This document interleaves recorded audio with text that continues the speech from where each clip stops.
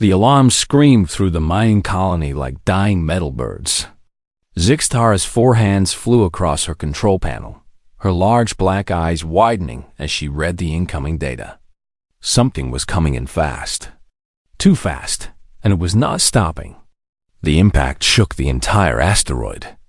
Zixtara gripped her station with all 4 hands, her thin chitinous body rattling against the chair. Dust fell from the ceiling. The lights flickered once, twice, then switched to emergency red. Her communicator burst to life with panicked clicking and chirping. It was the colony administrator. Everyone evacuate immediately. A human ship has crashed into Docking Bay 3. All personnel to the escape pods. This is not a drill. A human ship. Zixtara felt her body go cold. Her antennae pressed flat against her head in instinctive terror. She had never seen a human in person, but every Venlari knew the stories. Humans came from a death world called Earth. They breathed poison for fun. They ate substances that could kill most species. Their planet had weather that could boil water or freeze atmosphere solid, and they just lived in it like it was normal. Worse, they were predators. Real predators, with forward-facing eyes and teeth made for tearing. The galaxy had not seen a predator species reach the stars in 10,000 years. Until the humans arrived. Zixtara ran toward the escape pod bay, her 6 legs carrying her quickly through the corridors. Other Venlari rushed past her, some carrying younglings, others dragging emergency supply containers. Everyone was clicking in fear, their body language screaming panic. She reached Pod Bay 7 and pressed her hand to the access panel. Nothing happened. She tried again. Still nothing. The small screen flashed red. Malfunction. Pod offline. Her heart began beating faster. She ran to Pod Bay 8. Same red light. Same error message. Behind her, she heard the last group of Venlari boarding Pod Bay 5. The doors closed with a hiss. Through the small window, she saw the pod launch away from the asteroid, its small engines burning bright against the black of space. Zixtara was alone. She stood in the empty corridor, breathing fast, her antennae twitching in all directions.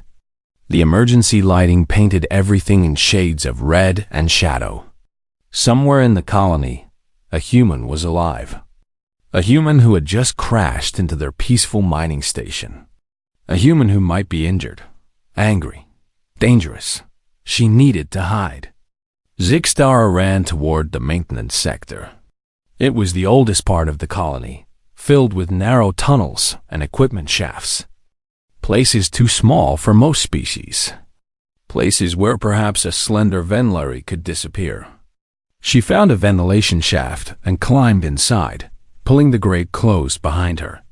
The space was cramped even for her small frame. She curled into a ball, wrapping her arms around her legs, trying to make herself invisible. Time passed slowly. Minutes felt like hours.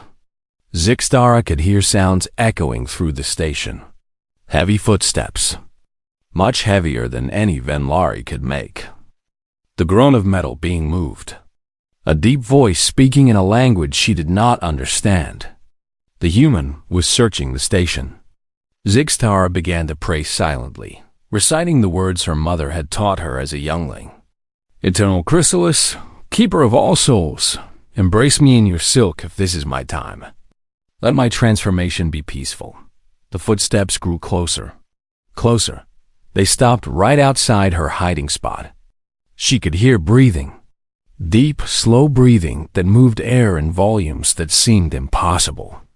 The grate to her shaft scraped as something grabbed it. Light flooded into her hiding space. Zixtara looked up and saw death. The human was enormous. Even crouching, it blocked out most of the corridor behind it. Its body was covered in some kind of torn suit, and she could see pale skin beneath, marked with dark lines that might be scars.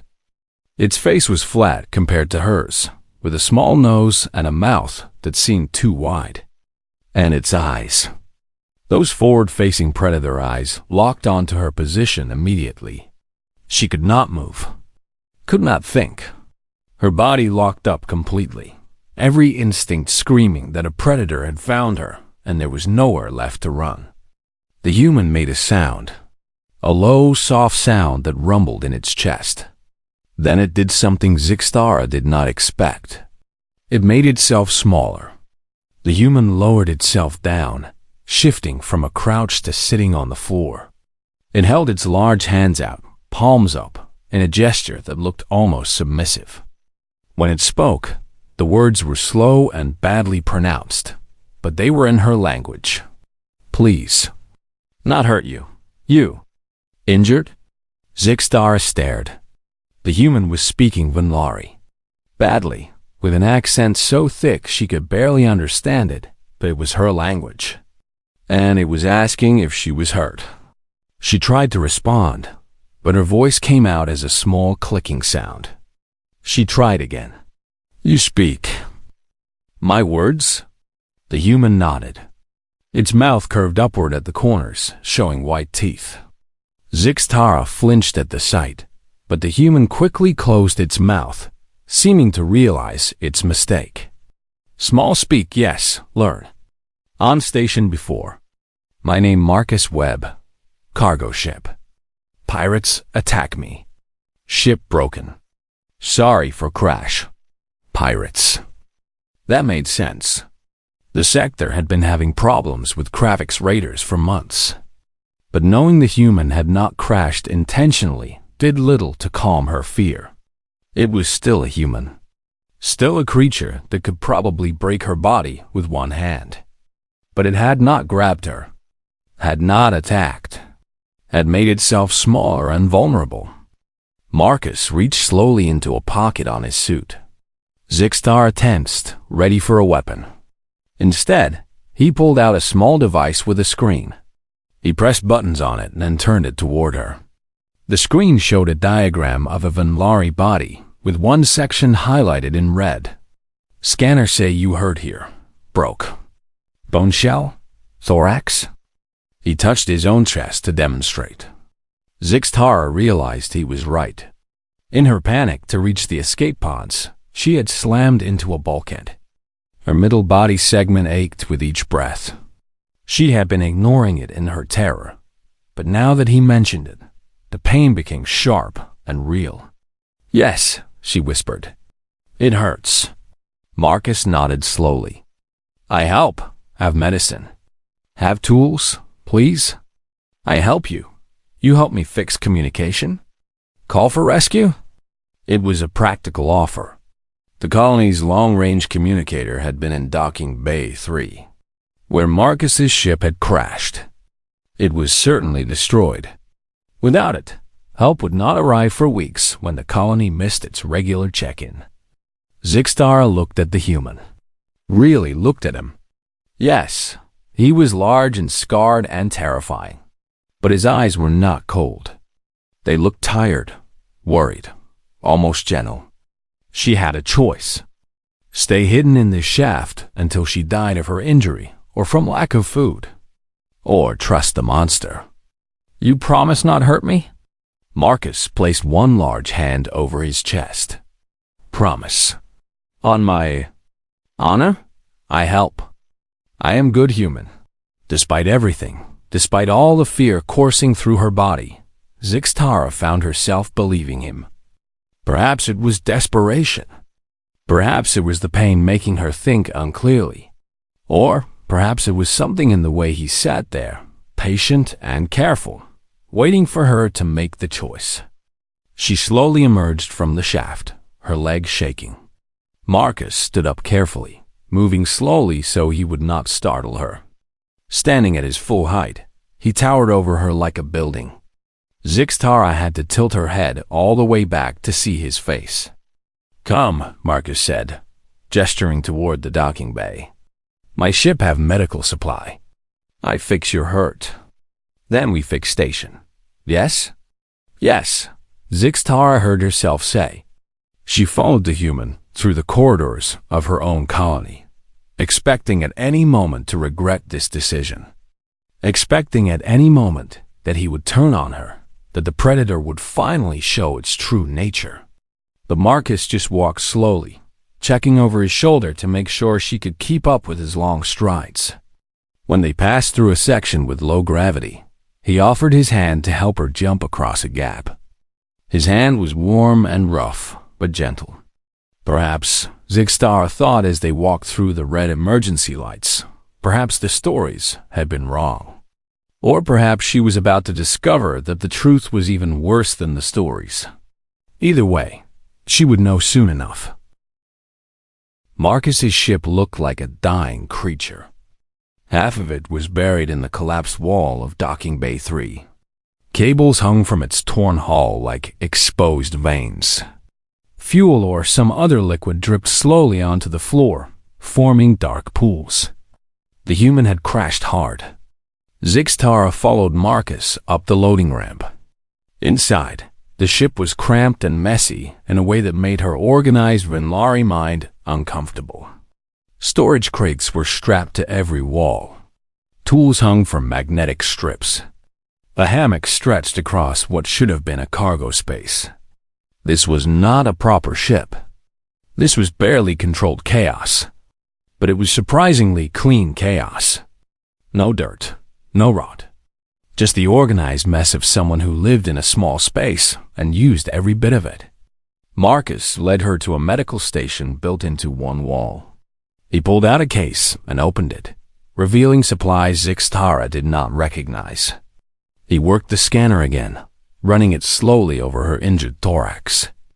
The device beeped and displayed information in human writing. "Not too bad," Marcus said, though his face looked concerned.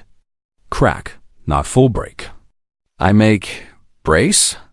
Hold together while heal. Take maybe 2-3 weeks. 3 weeks." That was exactly how long until the colony's missed check-in would trigger a rescue response. If Zixtara could survive that long with a human, she might actually live through this. Marcus pulled out several pieces of shaped metal and what looked like soft padding material. His large hands moved with surprising precision as he cut and shaped the pieces. Zixtara watched in fascination. Those fingers were as thick as her wrists, and yet he handled the delicate materials like a Venlari craftsman. "This will hurt small amount," Marcus warned. "I must touch your shell, okay?" Zixtara's instinct was to say no, to run. But the pain in her thorax was getting worse, not better. She needed help. She clicked her mandibles in agreement. Marcus's touch was careful. He placed the padding against her shell first, then slowly positioned the metal brace. His fingers were warm through her chitin. When he secured the brace with quick-setting foam, she felt immediate relief. The pressure was strange, but the pain lessened significantly. "Good," Marcus said, stepping back. "Now rest, small time. I check station systems." Over the next several hours, they fell into an unexpected rhythm. Marcus would ask questions in his broken Venlari about the colony systems. Zixtara would explain how things worked. Then Marcus would do the actual physical repairs, while Zixtara guided him through the computer systems. She learned that Marcus had been a cargo hauler for 6 years. He ran supplies to frontier colonies that could not afford the big shipping companies. He had learned bits and pieces of 20 different languages, because his translator often broke down and he was too cheap to buy a new one. "Why you learn languages?"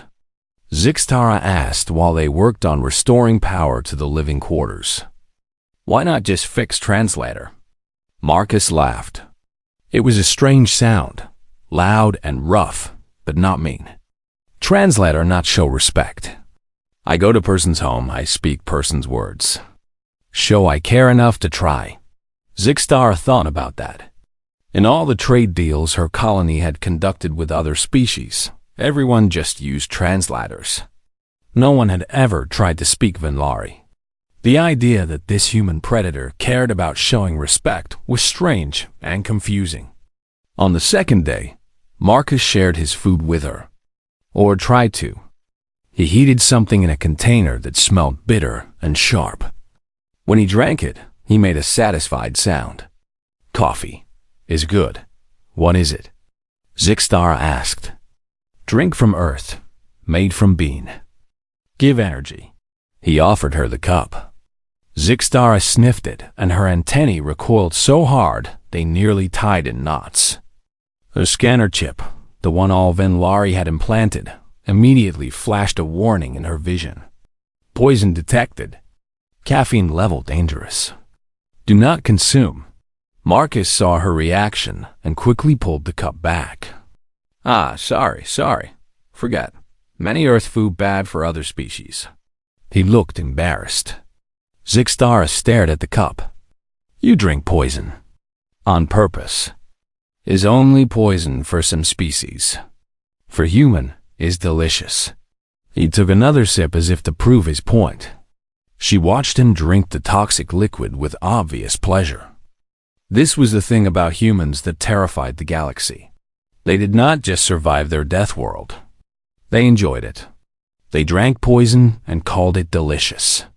What kind of species did that? But Marcus seemed to realize he had upset her. He dug through his supplies and pulled out a different container. Here, this is for other species. Nutri-paste. Basic nutrients. Safe for most biology. Is boring but not hurt you.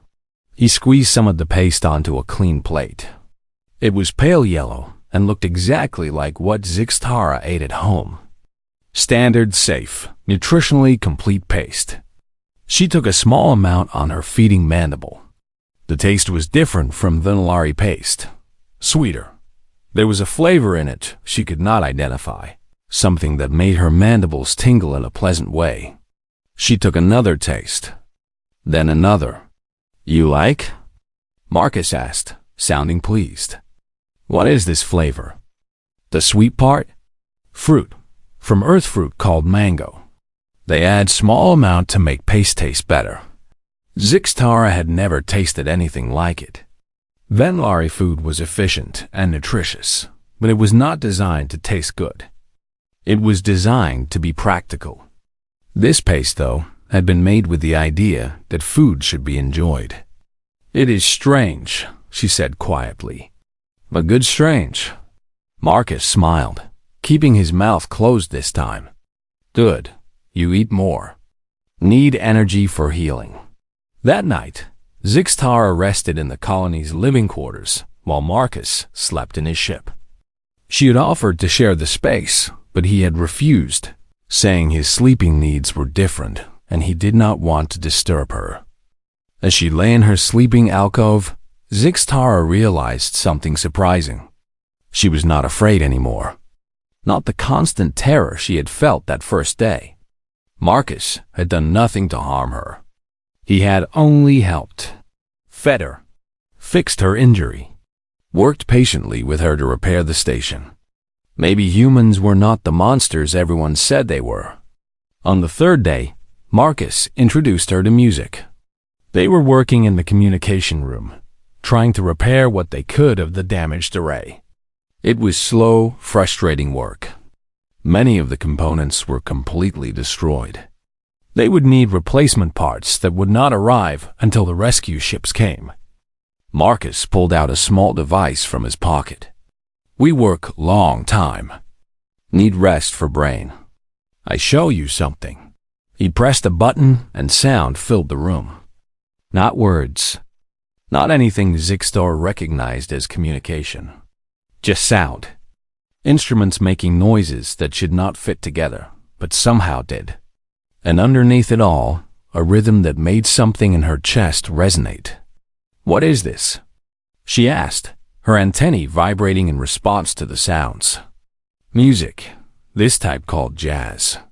From Earth, very old style. Zixtara listened.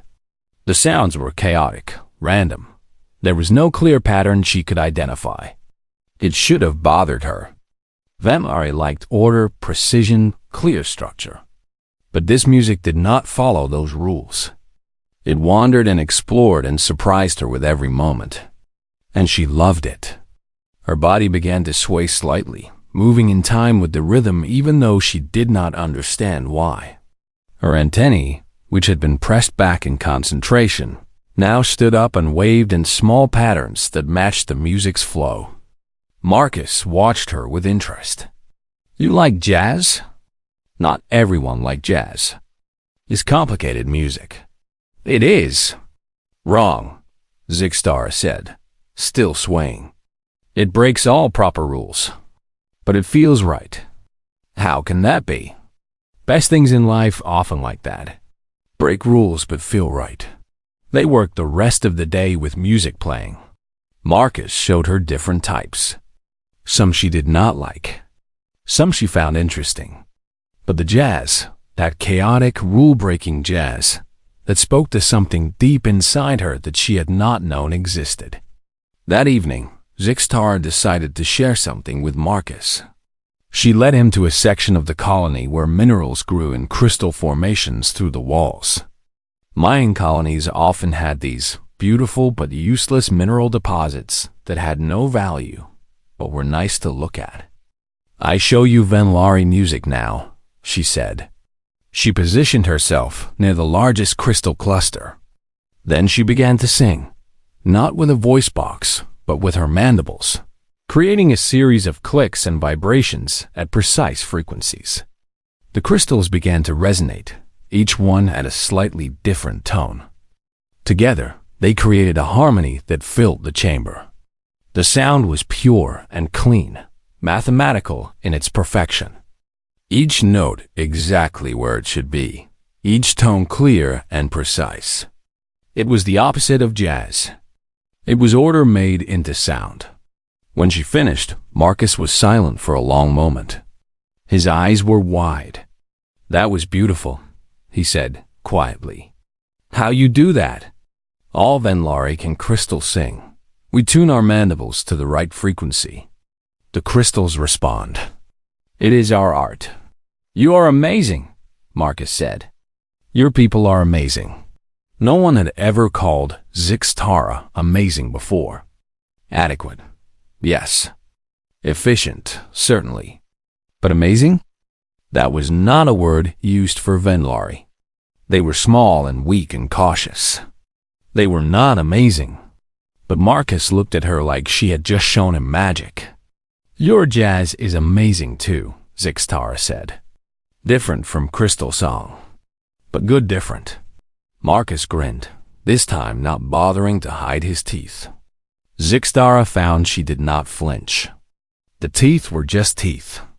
They were part of Marcus, part of what made him human, and that was acceptable now. "I think," Marcus said, "maybe we teach each other many good things. Yes?" "Yes." Zixtara A. The discovery happened on the 5th day by accident. Zixtara was helping Marcus inventory the cargo that had survived the crash. Most of it was machine parts and sealed containers of supplies. Standard cargo hauler goods. But while moving a damaged crate, the side panel fell off and something strange spilled onto the floor. Thousands of small packets, each one sealed and labeled in multiple languages. Zixtara picked one up. The label showed a picture of a bright yellow flower with a brown center and green leaves. Below the picture, text in human writing and in Galactic Standard. Helianthus annus. Common sunflower. Earth origin. What are these? She asked, holding up the packet. Marcus's face changed. For the first time since they had met, he looked worried. Guilty, even. He scratched the back of his head. A gesture Zixtara had learned meant he was uncomfortable. "Ah, those are seeds." "Seeds?" "Plant seeds. From Earth, they grow into living plants." Zixtara stared at the packet. She knew plants existed. Her education had covered the basic biology of carbon-based life. But Venlari did not have plants on their homeworld. They had evolved from a different type of ecosystem, one based on chemical synthesis rather than photosynthesis. Venlari food came from processing machines, not from living organisms. "Why you have seeds?" "And so many?" Marcus sighed and sat down on a crate. It's complicated, and maybe illegal. I transport them for colony on Taros 4. The colony is new, has many families. They want to grow earth plants for food and beauty, but proper permits cost too much money. So they asked me to bring seeds without official papers. You are smuggling, Zixtara said. It was not a question. Yes, I am smuggling. Marcus looked at her directly. I break law. But families on Taros 4 are poor. They cannot pay big companies for illegal seeds. They just want to grow tomatoes and flowers for their children. Is wrong of me to help them? It was a complicated question. Zixtara understood laws. Laws kept order. Laws protected everyone. But she also understood that sometimes laws did not make sense. Why should it cost so much money just to bring plants to people who wanted to grow them? I will not report you, she said finally. Your secret is safe. Marcus's whole body relaxed. Thank you. That means much to me. Zixtara looked at the packet again. The flower on it looked strange and beautiful. Can you show me how seeds work? Marcus brightened immediately. Yes, I show you. Is wonderful. He took her to a section of his ship where he had a small growing station.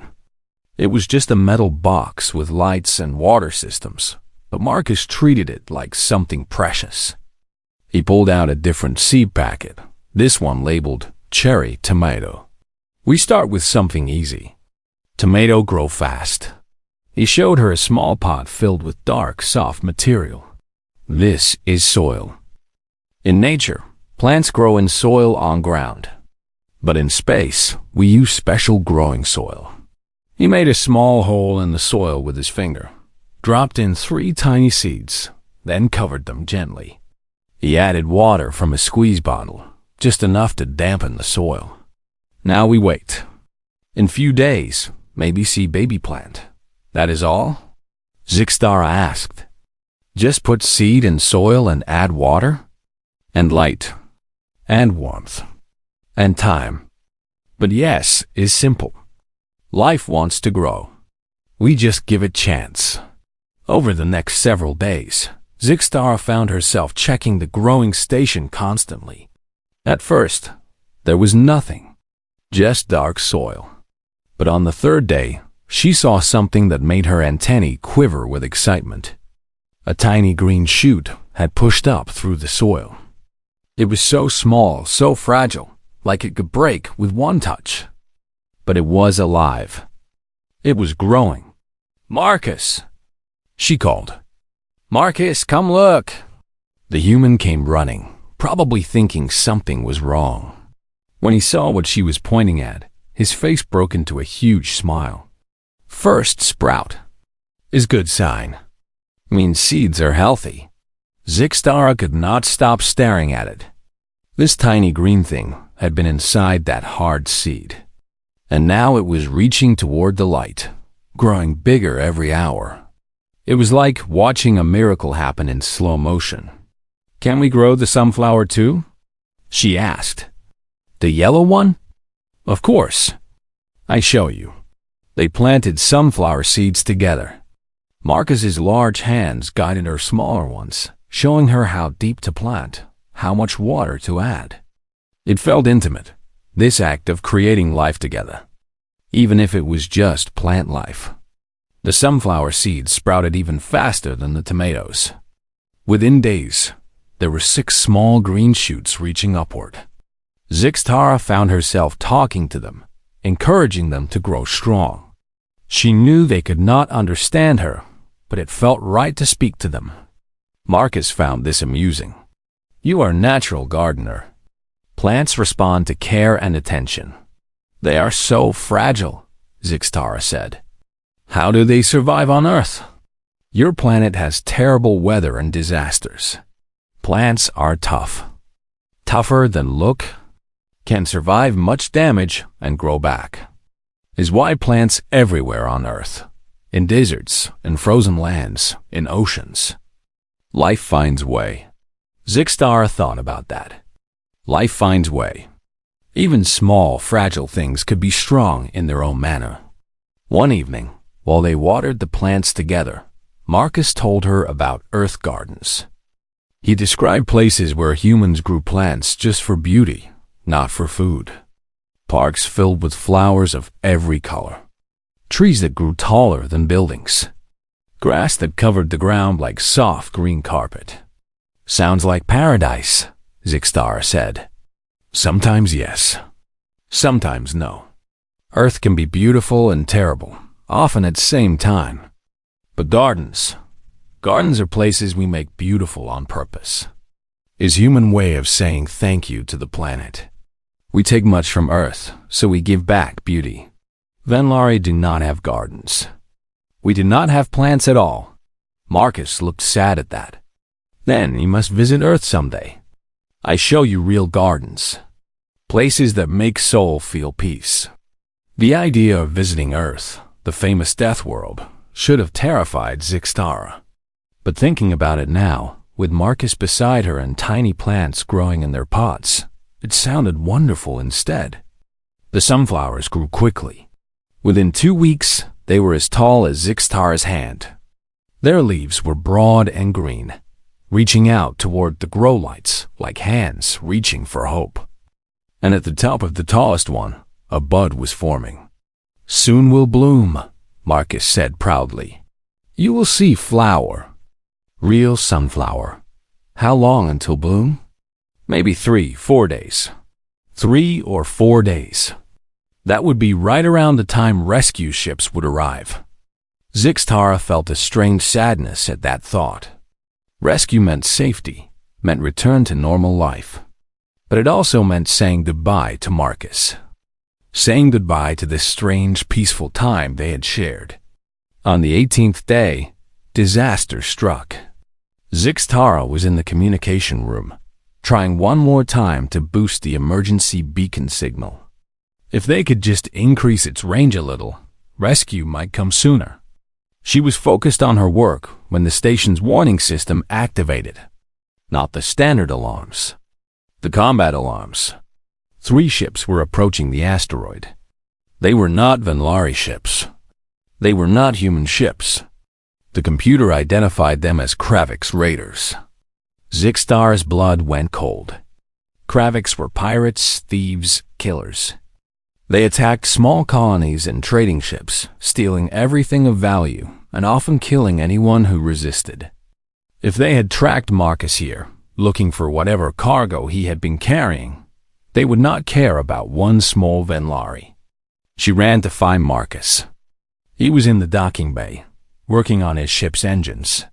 When he saw her face, he immediately knew something was wrong. What happened? Kraviks, 3 ships. Coming here. Marcus's expression changed instantly. The gentle, careful human she had come to know vanished. In his place stood something harder. Something that reminded her he came from a world of predators. How long until they arrive? Maybe 20 minutes. Not long enough to run.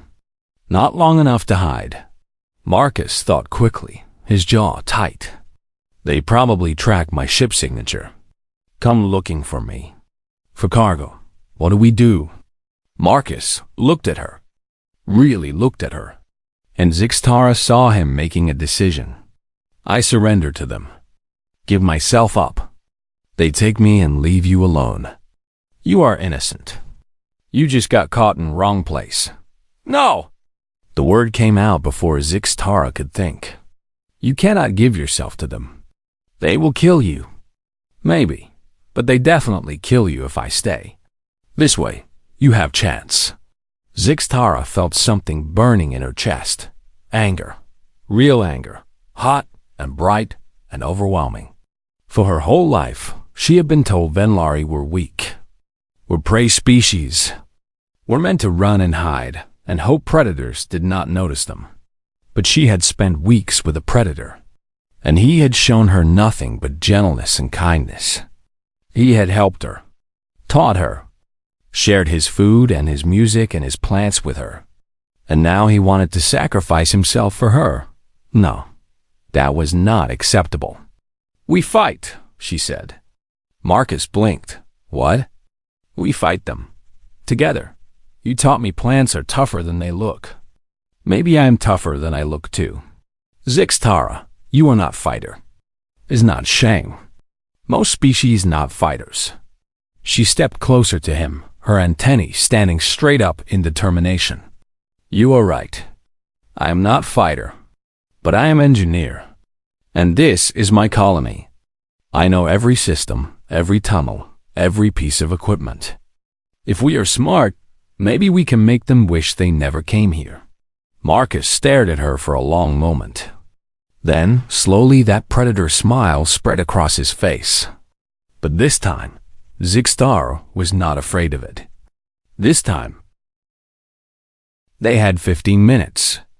Zixtara's mind raced as she pulled up the colony's system maps on her datapad.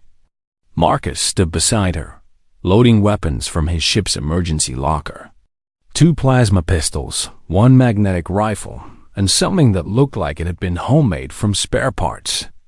"What is that?" Zixtara asked, pointing at the strange weapon. "Electro-disruptor. I built myself. Not legal in most systems. Is why I keep hidden." Marcus checked its charge. "Works good against ship electronics and armor systems." "Good. We will need it." Zixtara pulled up the colony's industrial controls. Mining colonies have big cutting lasers for cutting ore from asteroid. Very powerful. And we have ore processors that use magnetic fields to separate metals. If we can reprogram them, Marcus understood immediately. Turn mining tools into weapons. Smart. But Kravix have ships with heavy armor. Colony lasers not designed for combat. No, but they designed to cut through solid rock. And Kravix ships need to get close to board the station. If we time it right, we can damage them before they land. They worked quickly. Zixtara accessed the mining control system and began rerouting power. Marcus ran through the colony, setting up defensive positions and rigging simple traps with materials from his cargo hold. Explosive charges meant for mining, repositioned. Maintenance hatches that could be remotely locked. Air vents that could be flooded with foam suppressant. The communication system crackled to life. A harsh voice spoke in Galactic Standard, the words dripping with threat. "Small colony. We know human ship is there. We want human and cargo. You have 10 minutes to send human out, or we blast station into dust. We give this one chance." Only one. Zixtara looked at Marcus. He looked at her. Neither of them spoke. They did not need to. They both knew what their answer was. Marcus walked to the communication panel and pressed the response button. When he spoke, his voice was calm and cold. "This is Marcus Webb. You want me? Come get me." Then he shut off the communication. "That make them angry," Marcus said. "Angry enemies make mistakes. I hope you're right about that." They watched on the sensors as the 3 Kravix ships approached. 2 were standard raider vessels, fast and armed, but not too heavily protected. The 3rd was bigger, the command ship. That one would hold the leader and probably most of the crew.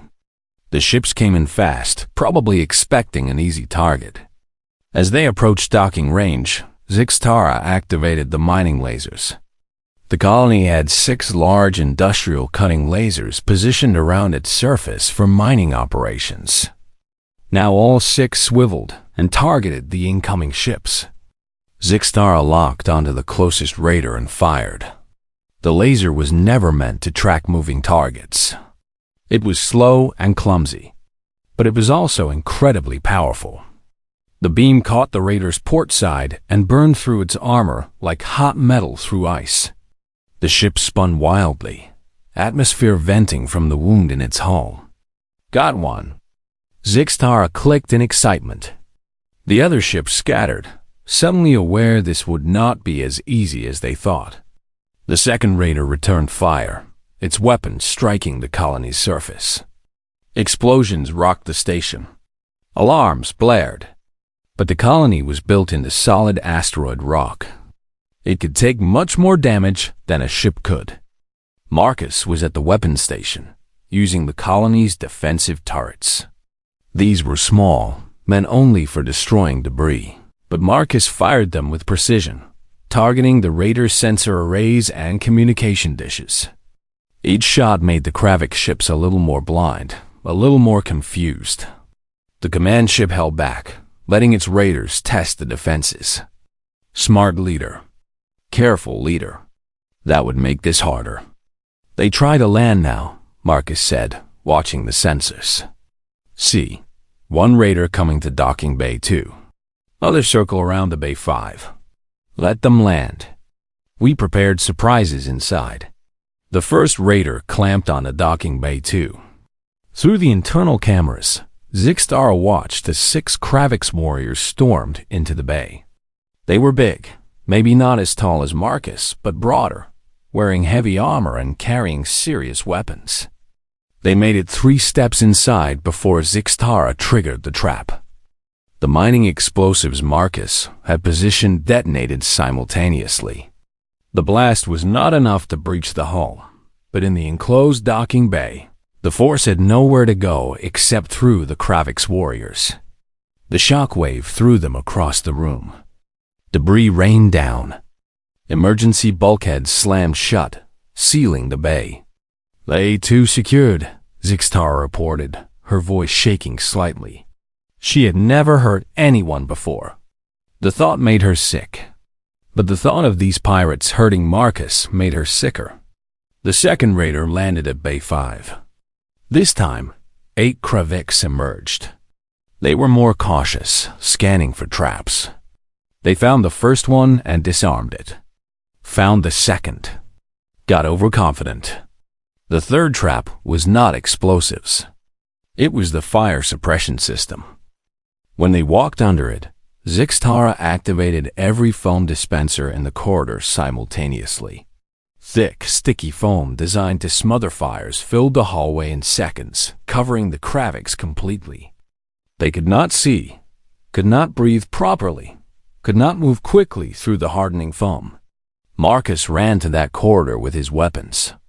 Zixtara heard weapons fire over the security system, shouting, "More weapons fire." Then silence. Bay 5 secured, Marcus reported. His voice was hard. Enemies neutralized. Not dead, but not fighting anymore. That left the command ship. And it was not approaching. The leader had watched both assault teams fail and was reassessing. The communication crackled again. The harsh voice sounded less confident now. You fight well for prey species and weak human, but you cannot win. We have bigger guns. We cracked this rock like egg. Better to surrender now. Zixtara made a decision. She opened the communication channel. This is Engineering Officer Zixtara of Colony Theta 7. You attacked mining colony in neutral space. This is illegal under galactic law. You damaged our station. You threatened our lives. Leave now, or I call in more defenders. There was a pause. Then laughter. More defenders? We see no other ships. You lie, little bug. Maybe. Or maybe I already sent distress signal before you arrived. Maybe human military already on way. They very protective of their citizens. Maybe you want to be here when they arrive? The laughter stopped. That was the thing about humans that made the whole galaxy nervous. Human military did not play by the normal rules. They did not ask for diplomatic solutions first. They protected their people with overwhelming force, and they did not forget insults. The lie worked because it could be true, and no pirate wanted to risk facing human warships. You bluff, the Kravix leader said, but his voice was uncertain. Marcus stepped up to the communication. This is Marcus Webb. My ship may be damaged, but emergency beacon activated on impact. Signal going out for 3 weeks now. My company knows I am here. Military knows I am here. You stay. You die. Choose now. It was a bluff, but a good one. Marcus's emergency beacon had been destroyed in the crash. But the Kravix could not know that for certain. On the sensors, Zixtara watched the command ship, waiting, hoping. The ship's engines flared brighter. It was turning away. "This not over," the Kravix leader snarled. "We remember you, human. We remember you, Bug. You make big mistake today." "We remember you too," Marcus replied calmly. "And next time, we ready for you even more." The command ship accelerated away. The two raiders, damaged and still clamped to the colony, had been abandoned. The Kravix leader had chosen to flee rather than risk more losses or face potential human military. They had won. Zixtara's legs gave out. She sat down hard on the floor, her whole body shaking. The adrenaline that had kept her moving, kept her fighting, suddenly drained away. She had faced down pirates. She had used weapons. She had hurt people. She was not supposed to be able to do that. Venlari were prey. Venlari ran away. But she had not run. Marcus sat down next to her. His hand touched her shoulder gently. "You did good. Very good. You saved us." "I scared," Zixtara admitted. "During fight, I scared. But I do it anyway. That is what brave means. Not being without fear. Being afraid, but doing right thing anyway." They sat there together in silence, two unlikely friends who had just survived impossible odds. Around them, the station's emergency systems worked to repair damage. In the docking bays, captured Kravix groaned in pain but lived. In the growing station, the plants continued reaching toward the light, unaware of the violence that had occurred. "Marcus," Zixtara said quietly, "thank you for not leaving me alone. Thank you for fighting with me. Thank you for not giving up on me. You could have helped them, traded me for your safety." "Never," Zixtara said firmly. "You are my friend. Friends protect each other." Marcus smiled. The real smile, the gentle one she had come to know. Yes, friends protect each other. 2 days later, the rescue ships arrived. Both human and Venlari vessels responding to the missed check-in. They found a damaged colony, 2 captured pirate ships, and an unlikely pair that defended it all. The human captain listened to their story with increasing amazement. The Venlari commander could barely believe what he was hearing. A Venlari engineer had fought off pirates with a human? Impossible. But the evidence was everywhere. The reprogrammed mining lasers. The disabled raiders. The trapped Kravix waiting in the bays for proper authorities to collect them. Then they found the seeds. The human captain pulled Marcus aside for a private conversation. Zixtara watched anxiously. Smuggling was a crime. Marcus' 6 months had passed since the incident at Theta 7. Zixtara stood in what used to be Storage Bay 9, but now looked completely different. Where once there had been only metal walls and equipment, now there was green. Real, living green. Rows of growing stations lined the walls, each one carefully maintained and monitored. Tomatoes grew in one section, their red fruits hanging heavy. Lettuce and herbs filled another area, their leaves bright and healthy under the grow lights. And in the center, taking up the most space and demanding the most attention, was a garden of earth flowers, roses, daisies, marigolds, and of course sunflowers, tall and proud and golden. Other Venlari moved through the garden, tending to the plants with careful attention. Some were experienced engineers who had volunteered for the agricultural training. Others were younglings, learning about biology through hands-on experience with living organisms. They had all been terrified at first. Venlari did not do farming. They had no experience with it. But Zixtara had shown them it was possible. And when the first harvest came, when they tasted fresh vegetables grown with their own hands, everything changed. "Officer Zixtara?" One of the younger Venlari approached, holding a datapad. The humidity levels in Section 3 are dropping. Should I adjust the system? Yes, but slowly. Plants do not like sudden changes. Check the moisture sensors in the soil first. Maybe they just need water, not more humidity. The youngling clicked in understanding and scurried off to check. Zixtara watched him go with satisfaction. He had been one of the most frightened when they started this project. Now he cared for the plants like they were his own children. The communication system chimed. Zixtara walked to the terminal and accepted the call. A Venlari administrator appeared on the screen. Officer Zixtara, I have a report from the Agricultural Committee. The Earth Plant Project has exceeded all expectations. 5 other colonies have requested training and supplies to start their own gardens. The Council is very pleased. That is good news. Will we receive support for expansion? Yes. The Council has approved funding for a dedicated agricultural section. You will have twice the current space and 3 more staff members. Zixtara felt her antennae vibrate with happiness. Thank you. This will help much. After the call ended, she walked through her garden, checking each plant. This had become her favorite part of each day. The quiet time with growing things, watching them reach toward the light, seeing new growth appear where there had been nothing before. The door to the garden hissed open. A human worker entered, one of the new agricultural specialists who had arrived last month to help establish proper growing protocols. She waved when she saw Zixtara. Morning! The new seed shipment arrived. All legal and proper this time. She grinned. Want to help me sort through it? Yes, please. 6 months ago, Zixtara would have run from this human. Would have hidden and prayed for safety. Now they work together every day, teaching each other about their different approaches to agriculture. The human way was often messy and intuitive.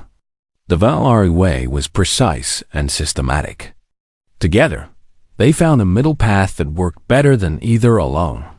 The afternoon passed quickly. Zixtara was showing a group of visiting Venlari from another colony how to properly support tomato plants when the communication system chimed again. This time, it was a personal call. She accepted it, and Marcus's face appeared on the screen. Marcus! Zixtara felt her whole body brighten with happiness. How are you? Good, good. I am on Delta Station right now, loading supplies for Frontier Colony 7. Should be there in 2 weeks with medicine and food. He looked proud. All legal cargo. All proper permits. I becoming respectable businessman. How terrible for your reputation as tough cargo hauler. Marcus laughed. I know, right? Soon people think I am soft. Then his expression became more serious. But I call for reason. I finish community service in 2 weeks. After that, I am free to take whatever jobs I want. That is wonderful news. Yes, and I have job offer. Good job. Good pay. But before I accept, I want to ask you something. Zixtara's antennae perked up with curiosity. Ask what? The Human Venlari Council. They want to create ambassador program. Cultural exchange between our species. They asked me to be part of it, traveling between human and Venlari colonies, helping build understanding. He paused. They want Venlari partner. Someone who knows humans. Someone who can help both sides learn about each other. Zixtara's hearts began beating faster. And you want? I want you. If you want, I know you have good job here, important work with plants. But I think you would be amazing ambassador. You helped me when you should have been afraid. You fought beside me when you could have run. You showed me Venlari are brave and strong. You could show others too. An ambassador. Traveling through space, meeting new people, building bridges between species. It was so far from the quiet, orderly life Zixtara had always planned. It would be uncertain, challenging, sometimes probably scary. It sounded perfect. "I would love to," she said. "But my garden." "Your garden doing great. You built good team. They can continue without you. And we can come back, visit, help when needed. Ambassador job not mean you give up garden forever. Just means you help start gardens in new places too." Zixtara thought about that. She could bring the knowledge to other colonies. Help other Venlari discover the joy of growing living things. Show them that her species could do more than they thought possible. "When does the job start?" Marcus's face broke into a huge grin. "In 2 weeks. I pick you up at Theta 7. We go together to first assignment."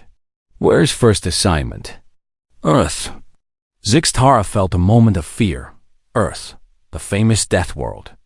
The planet with weather that killed and gravity that crushed and atmosphere that burned. The planet she had spent her whole life hearing about in whispers of terror. But then she remembered something Marcus had told her months ago. Earth could be beautiful and terrible at the same time. And he had promised to show her real gardens. Places that made the soul feel peace. "I accept," she said firmly. "I will go to Earth with you." "You sure?" "His big, scary planet." "I am sure. I have been scared before. I can be scared again. And I have you to show me the safe parts. And the beautiful parts? So many beautiful parts to show you." They talked for a while longer, making plans and sharing stories of the past months. When the call ended, Zixtara sat quietly in her garden, thinking about everything that had changed. 6 months ago, she had expected death when she saw a human. Instead, she had found friendship, had found courage she did not know she had discovered that her species was not as weak as everyone believed. She had learned to grow plants, to fight pirates, to trust predators, to be brave. And now she was going to Earth. The door opened and the young Venlari from earlier rushed in. "Officer Zixtara, come look. The new sunflowers are blooming." Zixtara followed him to the sunflower section. 3 new flowers had opened, their yellow petals bright and perfect. The youngling was practically vibrating with excitement. "They so beautiful. How does something so pretty come from tiny seed? It's like magic." "Not magic, just life. Life always finds a way to grow, to be beautiful, to surprise us." She touched one of the soft petals gently. "Like you. 6 months ago, you afraid of plants. Now you grow them. You taught me not to be afraid. You showed me small things can be strong." Zixtara clicked softly. "No, the plants taught you that. I just gave you chance to learn." That evening, after all the other workers had gone to rest, Zixtara remained in the garden alone. She walked through the rows of growing things, breathing in the strange, earthy smell of living plants. It still seemed impossible that she, a Venlari engineer who had never seen a living plant before 6 months ago, now maintained an entire garden. She stopped at the section where the original sunflower still grew. The one she and Marcus had planted together during those strange, frightening, wonderful days. It had finished blooming and died back, as sunflowers do. But Zixtara had saved its seeds, and those seeds had grown into new plants. And those plants had made more seeds. Life continuing, growing, spreading. That was the real magic. Not that humans were strong or brave or could survive on death worlds. The real magic was that they wanted to share that strength. They wanted to help others grow strong too. Marcus had not needed to help her. He could have left her hidden in that shaft. Could have surrendered to the pirates. Could have taken the easy path.